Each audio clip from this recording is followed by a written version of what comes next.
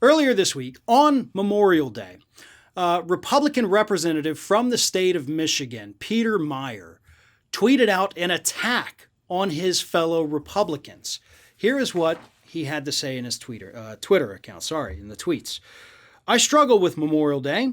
Stupid hot takes plus browbeatings from the holier-than-thous, memories and knowledge that for too many, it's a reminder of a father, mother, husband, son, daughter gone. Our shared obligation to make this nation worthy of their sacrifice. And then there are those who take this sacrifice for granted, waxing patriotic while salivating for civil war, claiming they need to destroy the republic in order to save it in the ultimate betrayal of oaths sworn. Those treacherous snakes can go straight to hell. And again, there is no question that this is directed at fellow members of his Republican Party who are, in fact, salivating over the thought of civil war. I mean, we just had retired General Michael Flynn this past weekend suggest that the United States needed the military to stage a coup to reinstate Donald Trump as president of the United States. We had the insurrection that took place on January 6th. It was a weak one, it was a failed one, but an insurrection nonetheless to overturn the results of a democratic election here in the United States. And we have the Republicans like Matt Gaetz who say that you may have to use your Second Amendment rights to overthrow the government. He said that last week. These are Republicans openly, as Meijer correctly pointed out, salivating for another civil war.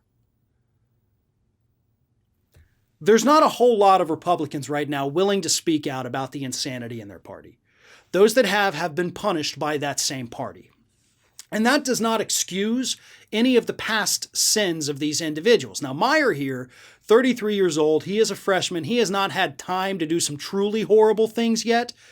In the House of Representatives, of course, he did, just like every other Republican, voted against the stimulus package. So the guy's no angel. He doesn't exactly care about the plight of suffering people here in the United States, but he does care about the plight of his party suffering. So, he'll speak out about that, which I guess is a positive. I guess it's a good thing. I guess it's something we have to celebrate. But think about this, how low the bar is for the Republican Party right now. In order to get even the slightest amount of praise, and I'll admit I'm guilty of it, I'm guilty of praising these individuals, I'm praising this guy for his tweet, but that's how low the threshold is. Like, as long as you're willing to say that, yes, the Republican Party has gone totally cuckoo for Cocoa Puffs, okay, good, you get praise now. You get praise for not being insane. That's how low the bar is for the Republican Party, and yet there's only a handful of people in the party, on the elected level, who are willing to do that.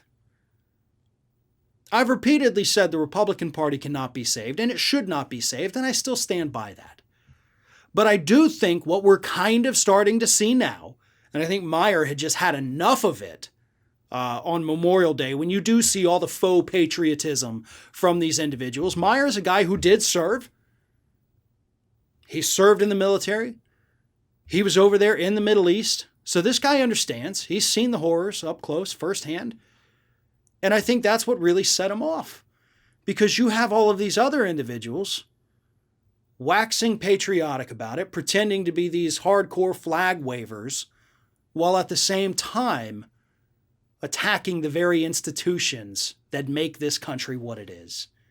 It's enough to send anybody over the edge. And I do applaud Meijer for this statement this one time. Good on you. We'd like to see more from you. If you could maybe become a decent human being and divorce yourself from the Republican Party and stop voting against good things for the American public, maybe then you get a little bit more praise. But hopefully, as we see every now and then one coming out here, one coming out there, Republicans willing to say, you know what, this is friggin' Looney Tunes, and I don't want to be a part of it. If we continue to see that, the Republican Party might just be able to limp along for a few more years before the Trumpers completely destroy it.